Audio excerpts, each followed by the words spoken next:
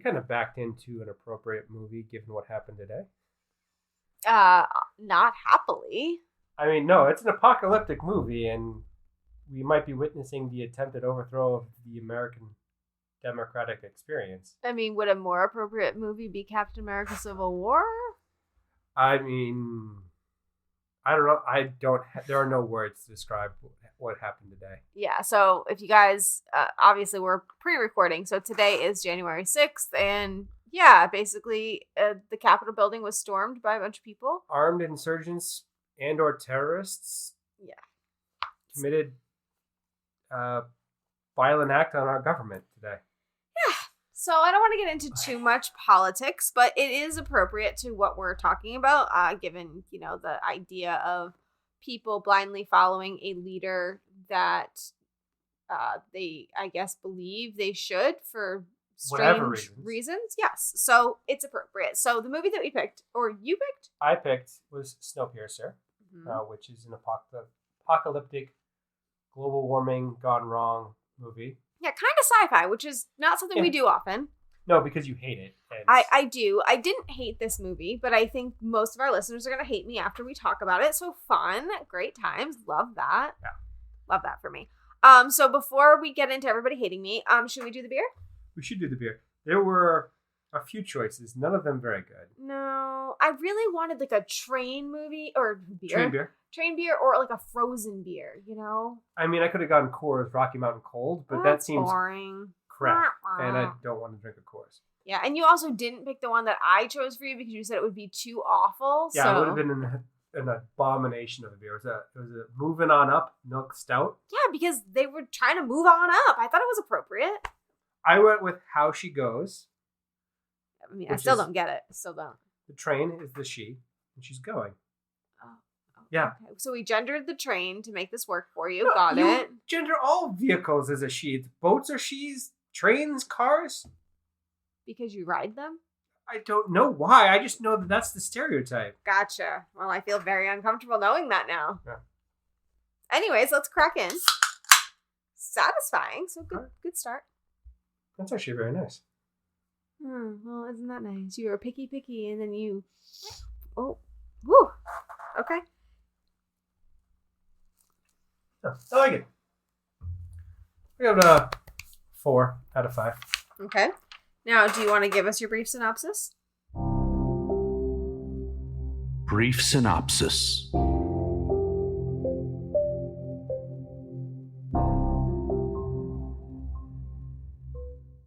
Brief synopsis. The world has ended in a ice age apocalypse because of man's attempt to stave off global warming gone wrong.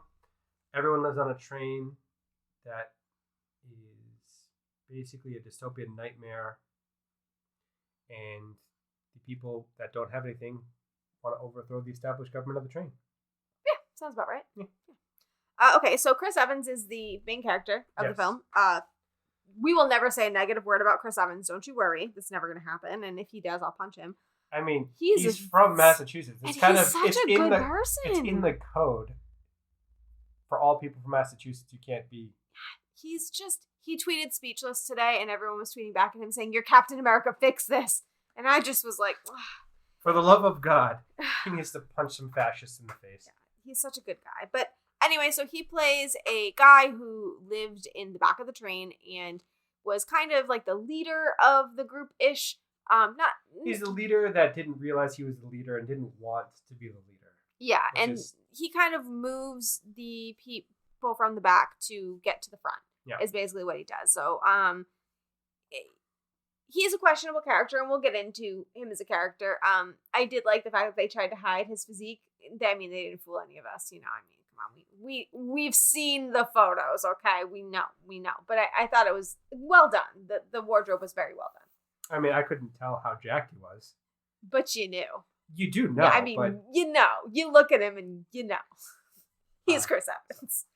Okay, so then there is Song Kang-ho. Is that how you say it? Sure. And I can't even read his character name, but I believe he plays the mechanic? Yes. Okay. So, I actually really liked his character. I thought for a while there, he really played it off like he was actually high the whole time. So Yeah. I was really like, sweet, you're like, he's good. He was really good. He was kind of found in a drawer, if I remember correctly.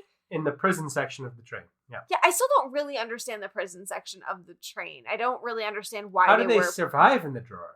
Did they get taken out for feeding or? Well, I thought that they were like cryogenically in there at first, and then I'm like, okay, that doesn't make sense because they're just being woken up; they're not being thawed.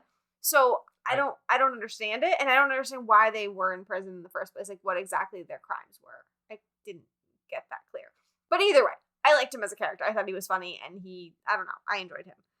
Ed Harris is Ed Harris. Didn't we just do an Ed Harris movie? The Rock, yeah. Yeah. So he's Ed Harris. I don't know what to say about Ed Harris. He plays a great villain. It's always the villain that like you want to hate him, but you don't hate him. Like you just don't.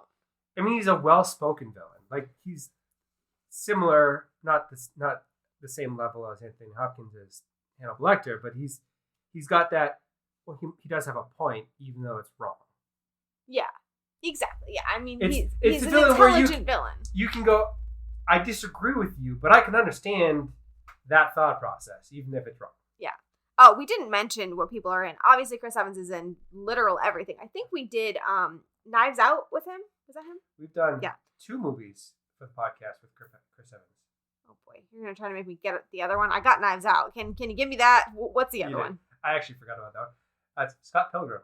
Oh, right. Because there's somebody else in this that he's in it with. So Yes. you're right. The teacher. That Yes. Gets shot in the face. Or stabbed in the face. Whatever. I mean, okay. And then Song Kang-ho, I don't know from other movies. The host, though, I believe that is from the same author that did Twilight, if I remember correctly. I think it's a different movie. Oh, it's a different, the host? Yes. Okay. And then there is Memories of Murder, Parasite. I'm interested in seeing Parasite. Taxi Driver. Yeah, so nothing I've seen, but again, I liked his character. So I would be totally interested in seeing another movie. And Ed Harris, The Rock, we just did. Also my Lord of the Rings reference. Ed Harris is in everything. A Beautiful Mind. But he's my Lord of the Rings reference because he's in Appaloosa with Viggo Mortensen. Oh, you fixed your reference. I'm so proud of you. I had the easiest reference because the TV show version of Snowpiercer has Sean Bean in it, which is also a Lord of the Rings reference, obviously. But we're not doing the TV show. Oh. Although I have seen that Jennifer Connelly is in the TV show, Yeah. and I'm totally down to see it now. So I don't know if you guys have seen the TV show, but if you have. I mean, to be fair, we have so much TV to catch up on. It's ridiculous. Yeah, I mean, it's kind of hopeless at this point. I mean, It's a never-ending, never-ceasing nightmare of shows that we have. It keeps getting bigger and bigger and bigger and more insurmountable as it goes. Still interested anyway. Yeah. Okay, so then everybody else is kind of smaller characters, but I will mention Tilda Swinton because she's just wonderful in everything she does. Yeah, I mean, she's got that awkward niche down. Yeah. Like, she does the same awkward character a lot of the time, and she kills it. Yeah, and apparently her character was originally meant to be a male, but they decided to alter that for her, and she said, I'll do it as long as if I can have fun doing it, so they, like, purposely made her character, like, fun, and I just think that's wonderful. Disagreeable? I mean, probably, but Yeah. she's wonderful. And then obviously I have to do my Gilmore Girls reference because you did yours, so, okay. Octavia Spencer was in Bad Santa with Lorelai. So. Great. You're welcome. So happy we got that out of the way. Yeah, just wanted to, make sure we got that done. So, anyway, so that's like all the characters. Is there anybody else you wanted to mention? I mean, not really. There's Edgar, and there's Gilliam, which we're going to talk about later. Mm-hmm. I mean, John Hurt is an iconic actor. Mm-hmm. Agreed. And Jamie Bell is also in a few good movies. But, I mean, they're more ancillary characters. Yeah. To use that word again. Oh, boy. Okay, so let's start by talking about Curtis, since he is the main character. Yeah. And, I mean, so do we think he is a protagonist, an antagonist? What do we feel about his character? I mean, that's an interesting question, because really, through this whole movie, up until the midpoint of the movie, he's definitely the protagonist, the hero. But even when he says that babies taste best? Well, that's towards the end of the movie, though. When Midway they're blowing point. up the train. Middle. But it kind of starts to go off the rails when he's sacrificed all the people from the back to get to the front. Yeah, I mean, I think a big turning point is when you see him turn around and look at his friend who's about to be killed, and he chooses to go after Tilda Swinton instead of saving his friend. Right. And that's kind of a moment where you're kind of like, I mean, couldn't you have saved your friend and then gone forward? I mean, I get it that you feel that if you did that, then Tilda Swinton would have gotten away, but like... How important was Tilda Swinton, really? I mean, not very important. She didn't do much, if anything at all. But anyway, so, I mean, my biggest question with him is, I mean, we think the whole time you're rooting for him and you think that he's going to be, if he does get to the front, that he's going to be able to kind of restore balance and make it more equitable. But he doesn't. He doesn't restore balance. So... He doesn't do anything other than help blow up the train. Well, right. So then you're kind of just left with the question of, well, then what were we rooting for again? What was the whole point of this movie, if not to fix the problems on the train and keep the train going and keep humanity going? Right. You done fucked it up for everybody. Yeah, and I mean, he has some questionable parts to his character. I mean, he does let you know that everybody else was sacrificing an arm and he couldn't do it. Yeah. Which, I mean, I don't know that I could cut off my own arm either, but I feel like in that scenario, that is what you should be doing for the betterment of everybody else, and he wouldn't. And do you have to cut off your own arm, or could you have someone else do it for you? Well, right, but I mean, he should have done what everybody else did, but he didn't. Yeah. So it seems like was his goal to be like the front people and get to live like them, or was his goal to make it more equitable? I guess we won't know. I think he definitely started off wanting to make some significant changes for the betterment of the people in the back, but he was so overly focused on getting to the front that he let those people fall by the wayside. So he let his goal of getting to the front to change things get in the way of helping the people in the back of the train. Now, do you think that there is a possibility that he learned some stuff when he got to the front and realized that maybe making it as equitable as he had wanted wasn't as possible as he felt originally? I honestly don't. I think he probably disagreed fundamentally with Ed Harris's character. Well, I mean, fair, but okay, so we'll go into the things that needed to be changed and how we would change them. Right. Okay, so first of all, the class system. I mean, that's the whole movie, right, is the class system. So realistically, though, does it make sense how the class system is structured? So there's the front of the train, the middle of the train, and the back of the train. I mean, based off what we saw in the movie, I would say that their class system has no actual fact basis other than the haves and have-nots, which is the sad reality of our world right now. I mean, there's not a real lot of priority given to people other than they have all the power, so they're going to keep the power. Right. So, I mean, in our world, the way it's structured right now would be by money. Yeah. Like, I mean, people that have the money have the power, and if you were born into that, then you get it without having to do anything. You can work your way up there, but it's not as likely as just being born into it. So, and then we do have the middle class, obviously, that is constantly working. But middle class in this train didn't seem to be, they were in drawers. So they weren't really. That was the prison section. Yeah, they weren't really representative. I don't know if that's the middle class. I think this train did not have middle class. It had. Unless they were trying to say, like, we're trapped in the rat race, so we're not going anywhere. We're still just a rat in a cage? Yeah, I don't know if that's what they were trying to say. But then the back of the train, I guess you're supposed to assume is people in poverty. But they were larger numbers than the middle class, which... I mean, that's reality. There's a lot of people that are in poverty. There's all different levels of poverty. There's homeless all the way to working a job that basically puts you further in debt. That's reality, but in a closed ecosystem, does it make sense? Oh, no. It makes no sense if you're Wilfred to keep people in abject poverty and starving, because history has shown that they're going to go, wait a second, I don't like this. Let's stab the guy in the face. Yeah. So, I mean, like, let's start with make me horrible number one here. If you're going to create a closed ecosystem for the end of the world, you're not going to, well, at least I wouldn't, allow people on my train that are, when it comes to skills, useless. I mean, the end of the world, and you're trying to save people, you're doing like the Noah's Ark thing, you're going to pick the people that can be the most useful for the end of the world. Several doctors. Yeah, doctors, you're going to pick... Engineers. mechanics. Right. People that can fix the damn train. Yeah, people that you need to keep this going.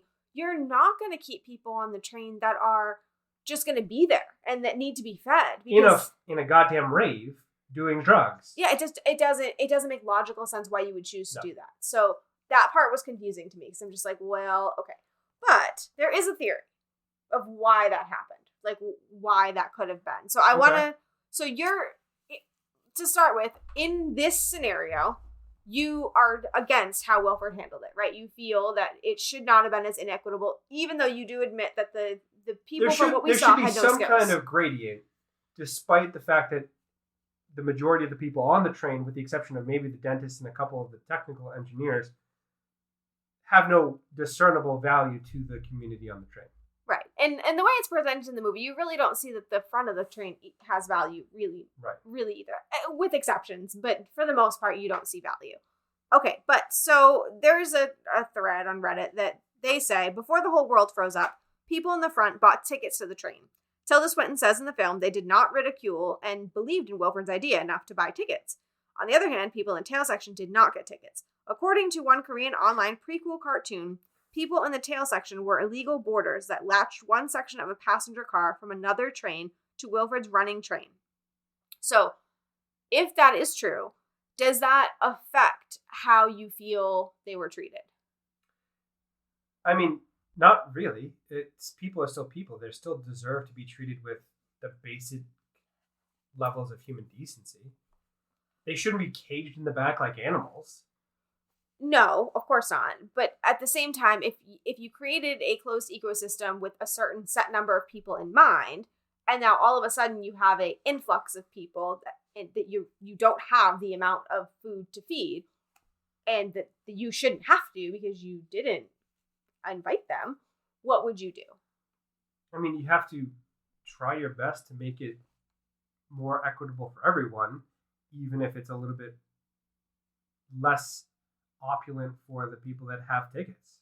I'm sorry, but basically, you're not going to leave people to starve in the back of the train and eat each other. Okay, that's messed up. Fair, but let me just try one other angle. I'm just curious if you hold here. Okay, we have a family, we have children. Okay, zombie apocalypse happens, and the people next door, which we've mentioned before, our neighbors are Hells Angels. I was not going to say that, but yes. Zombie apocalypse happens, their house gets overrun by zombies, they break into our house and they expect us to take care of them. What do you do? I mean, we have children, remember. Are they able to help us fight off the zombies? Nope, they're useless.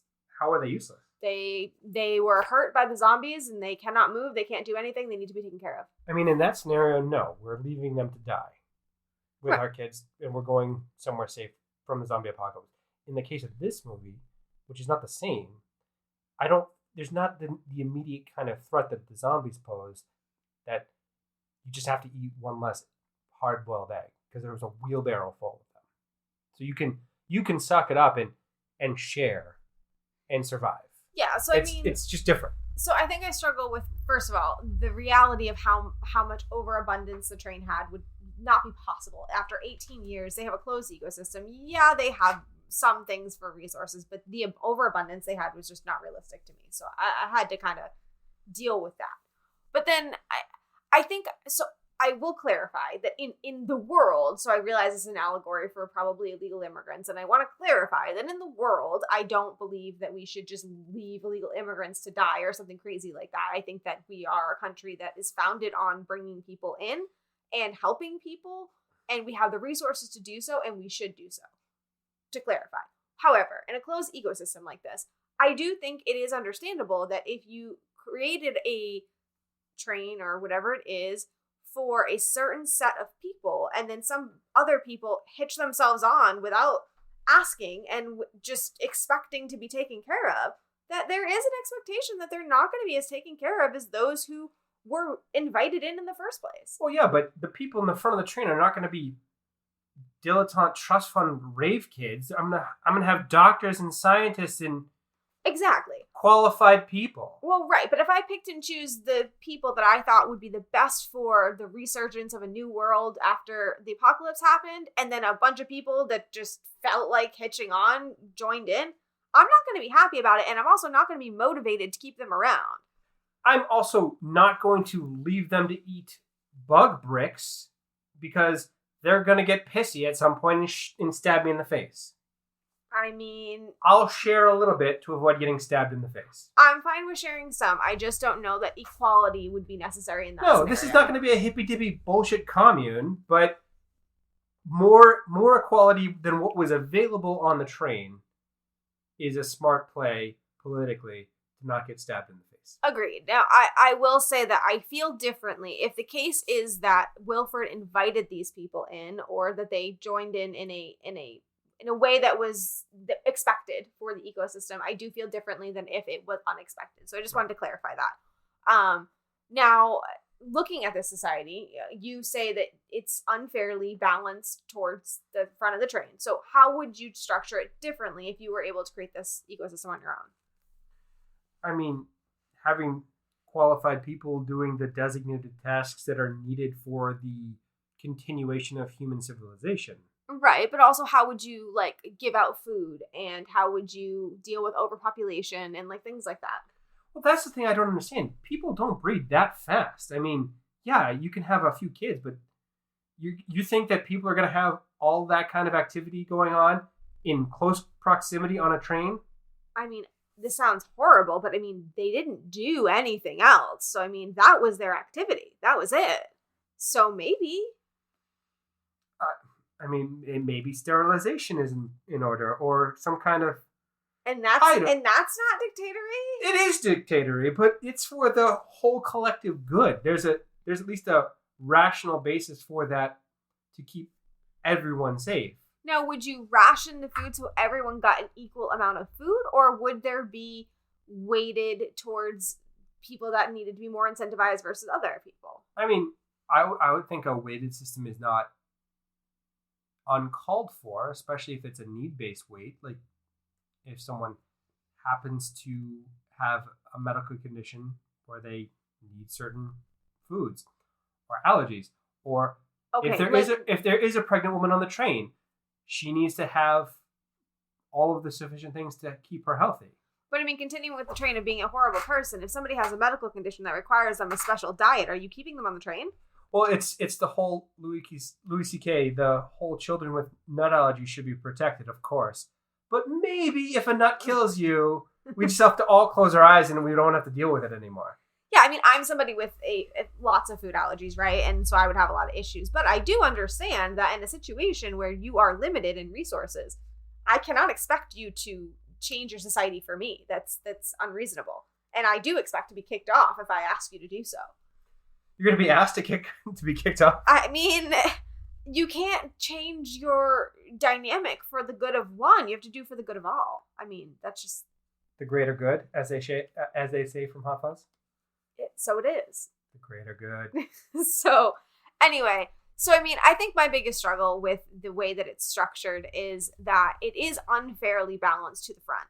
But there is no fair balance. So what Curtis was fighting for was equality. And that's what they kept saying, is that they wanted to live like the front. They wanted to do the same as the front. Now, in reality, that wouldn't work, because you do have to incentivize people to do more if there's going to be people that do less. So if you're going to have a back of the train that did, I mean, from what I saw, did almost nothing.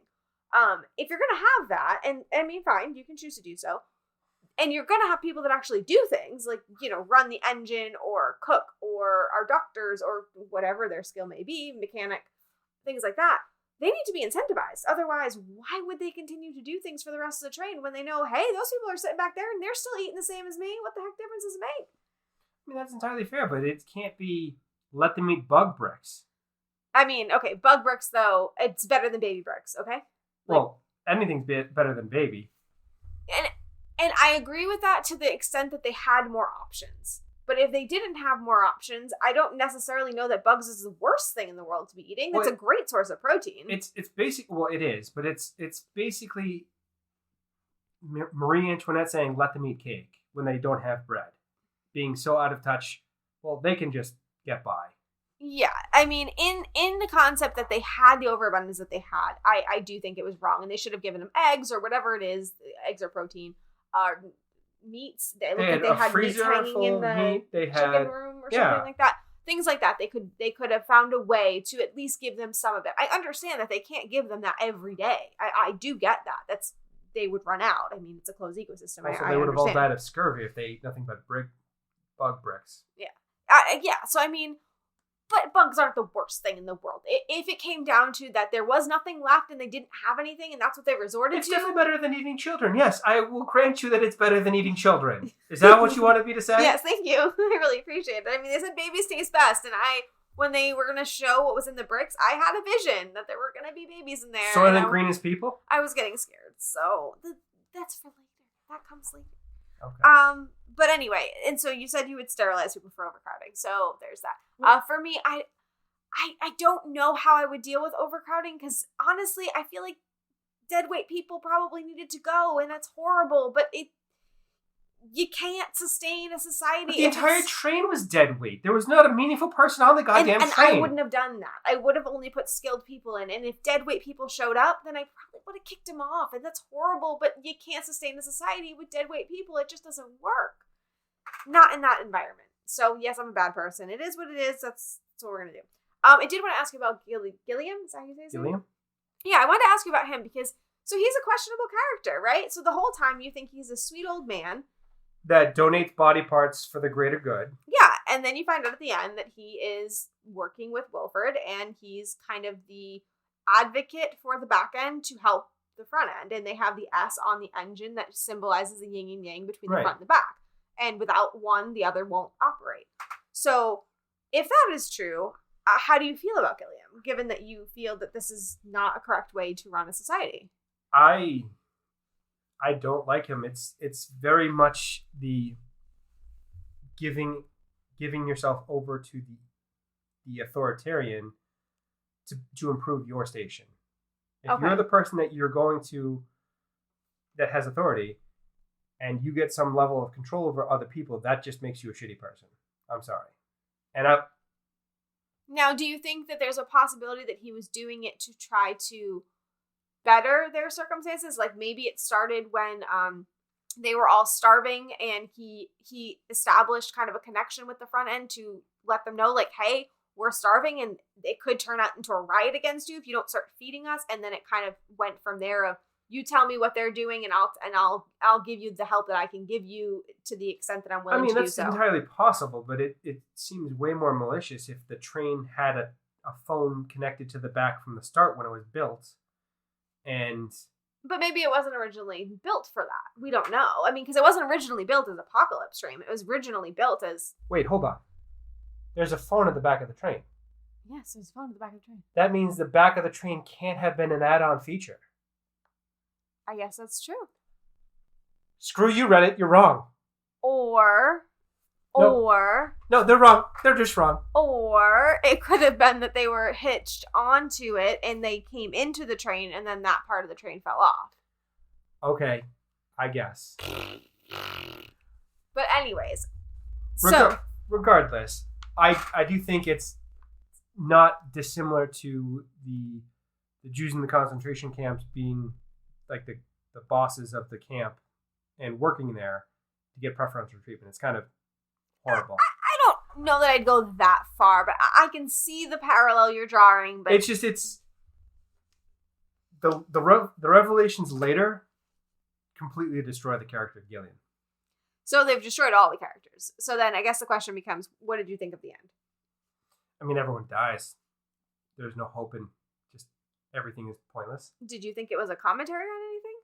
What, that everything is pointless? We should all just give up? Everything is awful. I mean, so it sounds like this whole movie is some type of an allegory about class structure and how society operates, and that if you operate in a certain way, then a certain outcome will happen. And it seems like it's secular. Is that the word I'm looking for? Cyclical thing, right? I mean, it's even shown by the way that the train is constantly moving in a circular path. So it's a cyclical thing. So it seems to me that the cycle that this whole society is going through is that they have a riot, and then that riot finishes, and then they all kind of go back to their stations, and then they have another riot, and then whatever. But this time, the riot got too far, right? The riot made it to the front, and they weren't supposed to do that. That's not how this is supposed to work. They're supposed to only get so far and do so much, and then it's supposed to stop. But they got too far, and at that point, what happens? Because the society cannot exist if it doesn't operate in that same cyclical fashion. So, I mean, is the director trying to say that this was the way that society should have operated, and emotions got the better of them, and that led to the downfall of society?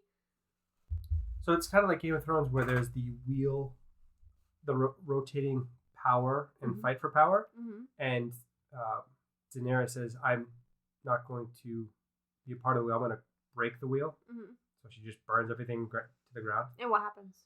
She burns everything to the ground, and everything turns to shit. So, I mean, revolting and power struggle is part of society. It's part of what happens. I mean, I guess, but he showed a complete disregard for the people in the back of the train at that point in the movie, though. Like, we're going to blow it up and everyone's going to die. Right, because he got too far. He shouldn't have made it that far. So he's just supposed to blow up the train and kill everybody? Well, I guess what do they say? Everybody has a place, and she does some weird hand motion thing. Isn't it supposed to be saying that he got outside of his place? It's not his place. But he was supposed to be in the front of the train because that's where he was supposed to be to replace Wilfred, supposedly. He was supposed to be invited to replace Wilfred, right? Eventually? No, he was trying to get him to the front of the train, and this is him being sent to the front of the train. But they were fighting, and that wasn't supposed to happen. I don't know. It seems like it has to be a commentary on something. So that was the only thing I could think of. But it feels like it can't just be that the world ends and that's that. Because then we just had a whole commentary for nothing. Yeah, basically. So the movie was pointless? Is that what we're saying? Kind of. That doesn't leave me satisfied. I'm sorry. So, I feel sad. But do you have a history minute? Tyler's History Minute. Can you give me some kind of like context and meaning in my life? Purpose? I need purpose. I have a few. Okay. So unrelated to trains, we're going to talk about planes and automobiles. Sorry, I had to. Go to hell. That's a different movie we've covered on the podcast. We have. No, I was going to talk about Tilda Swinton. Okay, go for it. So she is from Clan Swinton, which is a Scottish Lowlands, Northern English clan that predates William the Conqueror in 1066. Dang. So she can trace her ancestry all the way back to the Anglo-Saxons that came before the Norman invasion. Why do you know this about her? I just do. Oh. And then the first ever train, guess when the first ever tracked mode of transportation was created? Any ideas? Not even a little. Like, nothing. Do you think it was the 1800s, 1700s, 1500s? I've got nothing. I have no frame of reference for this. Right. So the first track or pathway for a track mode of transportation dates back to 3838 BC. What? Yeah. So almost 4,000 before. And what was used on that track? It was probably a cart pulled on one of those a track system. Things that move up and down, you know? It was probably a rope sledge kind of track. Got you. Okay. Where was this? Do you know? In England, Somerset, I believe. Oh, interesting. The first on a track that's still working in operation today was created in 1515. Wow, that's pretty old. At Hohensalzburg Fortress in Austria, I believe. Okay. And then from there, it starts to advance with steam locomotion in the 1800s, and interesting. We colonized the world using trains. Yes, we did. And before that, everything was done by boat, which is why all of the cities are on water. Then, let's see here. So this movie had a lot of classism in it. And yeah, we didn't talk that to death. I talked a little bit of it to death.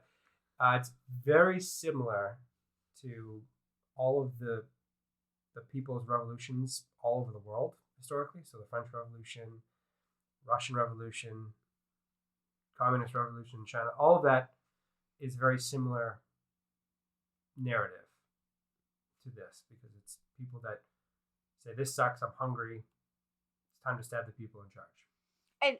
But dissimilar to what's happening in our country right now. Yeah, totally dissimilar. It's not at all comparable. Or you couldn't use the idea that a person may have been motivated to help some people over other people by the fact that they were loyal to them. That doesn't ring any no. That's bells, not right? at all no. related to the events of the present day. No, I wouldn't know anybody that would do that. So yeah. So that's what I got for the history minute. Well, that was less boring than some of your history minutes, so there's that. Okay. I do have some audience ask. Audience asks.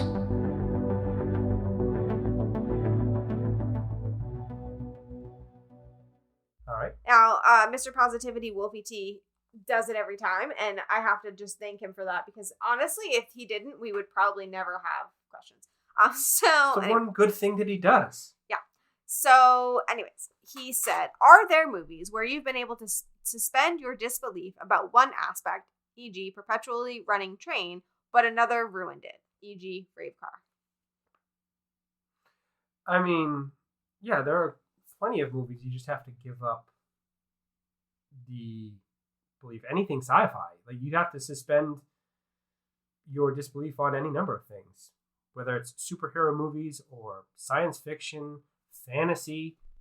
Get over yourself. Like, that's part of watching movies, is to escape reality. So the answer is yes. Yeah. Do you have a movie you can think of, or? I mean, not off the top of my head, but there are so many choices. Yeah, so I mean, I will say that one of the main reasons I don't like sci-fi is because I have a really hard time with that. If movies are not somewhat real, then I can't watch them. And this goes beyond sci-fi. I mean, I have a hard time with all types of movies if I don't find it realistic, if I find the storylines too outrageous, if I even find the relationships too, like, okay, nobody would act like that. Like, I can't do that. I get really, really upset. So while I'm sure there are exceptions and there's movies that I have accepted it for, and I remember saying on the podcast at one point that I was accepting that this isn't actually realistic, but I can't remember the name of the movie right now. Oh, I do actually. It was the one with John Krasinski, and the Quiet Place? Quiet Place, yes. So I did have to suspend disbelief, especially of the fact that they didn't understand the whole hearing part of it. Like, oh, you're going to have to make a loud noise, obviously, would make him upset. Like, obviously, you would figure that out. And, like, I had to kind of deal with the fact that it's a movie. There has to be build up. Got it. Like, understood. So I have done it, but it's very rare for me. I don't enjoy it, and it makes me upset. So that's part of going to the movies, though. Part of it is you have to suspend some level of disbelief because it's a movie. Unless it's a biopic, there's going to be fictional elements that you're just going to have to accept and take at face value. Well, I don't want to. So there. So it is. Well, you have to. All right. And then somebody new to us, I don't think I've seen them before, Gavin Kisley, said, this is a bloody brilliant movie. Annoyingly, I've only recently watched this for the first time. When I hear the words protein bar now, I think of all the insects getting carved up. I wonder if there's any movie where you've seen something used as food that's put you off of it for life. I mean, Soylent Green is people. That's the first thing that comes to my mind. But did you originally eat Soylent Green? No, I don't even think Soylent Green is an actual food product. And if it is, it's a poorly constructed food product that no one is going to buy. So did any movies ruin any foods for you, or no? I mean, we did The Platform recently, which was a gross pretty awful. But there's no specific food. Yeah, well, so I have one. Okay. You have one? So it's two variants of the same thing, right? So chocolate cake, chocolate pie. Do you know where I'm going? Matilda's one of them for chocolate cake. Yeah, and then chocolate pie would be the help. You haven't seen it yet, but nope. Yeah, just spoilers. You're not going to want to eat chocolate pie after that. So But yeah, the Matilda just... Fried green tomatoes. The barbecue. Oh, right. Yeah. Similar scenario. So yeah. So absolutely, movies have definitely made me have a second But I still love barbecue, shamelessly. I'm not going to stop eating barbecue. I still like chocolate cake, but I won't lie. Sometimes I think of his sweaty face eating it, and it makes me like kind of hesitate. It's still worth it, though. He wins. I guess. But yeah, that's all we have for Audience Asks. All right. So, do you have reviews? Reviews.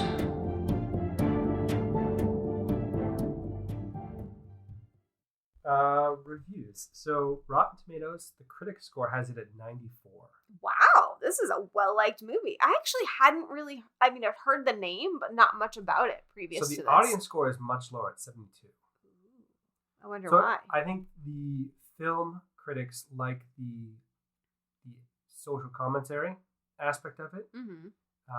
And it's a bleak kind of... It's definitely bleak. Existential movie where there's no hope for anyone because everyone dies. Spoilers. So I think that's where it is. I would give it an 8. Okay. I think split the difference a little bit. And now why aren't you giving it higher? I mean, you chose this movie. You obviously like it. I do like this movie. It definitely was more violent than I remembered. Mm-hmm. I thought it was also a little bit more lighthearted than which, looking back, is not what the movie I saw just recently. So, did I watch it the first time? Or were you just a horrible person and laughed at people's demise? I mean, I don't possible. know. That's entirely possible, I guess. So, yeah, I'll give it a solid 8. Okay, so, I mean, I was going to give it probably like a 7.5, somewhere around there. So, again, I have a problem when things aren't realistic. And there's a lot of things in this movie where you're just like, okay, but 18 years on a train, that's... No. Okay. The answer is no.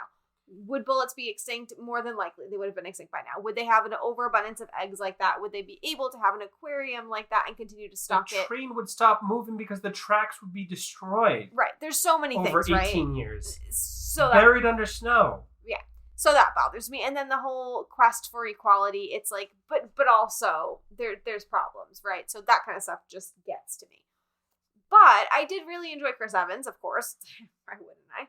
And I liked the commentary because I think it's a topic that needs to be discussed. Whether or not their solution is accurate, it still needs to be discussed and it needs to be talked about more because it is a huge problem in society. So yeah, I did appreciate that. But 7.5, somewhere around there. Okay, that's fair. Yeah. So we have another movie coming out. Yep, your choice.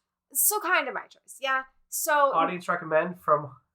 So if you guys know by now that we have a Discord, and on our Discord we have a movie club, and they have decided they're going to be doing Tenet. So Tenet. I keep saying Tenant because there's a company that I work with that is called that, and I keep saying that name. But anyways, we're going to be doing that movie, and it's kind of an audience recommend, but kind of not because y'all didn't recommend it, but other people that we know recommended it, so we're going with it's an audience recommend. So yeah, we're also kind of doing it so we don't fall off the wagon because we're forced to watch that movie, and so we're kind of... Watching movies is hard for my wife, so... It's really hard. So, anyways... It's really hard, you guys. It's so hard. I feel bad for me. Anyway, so we'll be doing that. So, more movies that it's going to be really tough for me to get through. So, if you don't enjoy us arguing about stuff, you might want to skip that one, too. Because I have a feeling this arguing is going to continue. I think it's going to go back. Yeah, we're definitely going to argue. Yeah, we're definitely going to argue. We both have not seen it, right? No, it honestly is one of the most unique, imaginative trailers that I've ever seen. I have no idea what the movie's about. I didn't watch the trailer because one of the people in the movie club said, please don't watch the trailer. Go into it cold. You'll thank me later. So I opted to. I had seen the trailer before I'd even heard of the movie, though. So I saw the trailer and I was like, what the hell is that? Oh, so we'll be going in with different levels of knowledge. So if you want to come back and hear what we have to say about that, please do that. It'll be next week. I'm excited, nervous, all of those things. If you have a question about that movie or discussion topic you want us to cover, make sure that you tweet it at me. I will be putting up the audience ask pretty soon, but I'm pre-recording, so it may already be up. I can't tell you. But if you don't see it and it's not up or I've already moved on, tweet it at me or DM me or tweet it at Tyler or email us cinematicallycorrect@gmail.com. Don't tweet it at Tyler. Just tag her because it will never be seen. I'm on Twitter at cinematicallyc. Tyler is on Twitter, TylerCC. Again, yeah, tag me because that's how you're going to get him. But yeah, please send us your questions because we really, really want them. And when I get questions outside of Audience Ask, I get so excited. It's stupid. So you'll definitely be chosen as one that we talk about on the podcast. There's no easier way to get chosen for that. So yeah, make sure you do that. We are on all of the social media, but really, I mean, I don't use it. And if you want to be part of the discussion on our Discord, we are having a discussion on it on January. Oh, I'm going to get it wrong. I think it's January 13th. It's January 13th. Okay. We're going to be having a discussion on it there. We'll be talking all day about the movie and different stuff. If you want to be part of that, let me know. I can send you a link to that as well. It's really an Among Us Discord, but we've grown to something that I can't even control anymore. So there is that. Anything else you want to say? No, I think that's it. Thank you all for listening. Thank you guys for listening. Thank you to Jake at Ask Music for intro and outro music, and we'll be back next week with Tenet.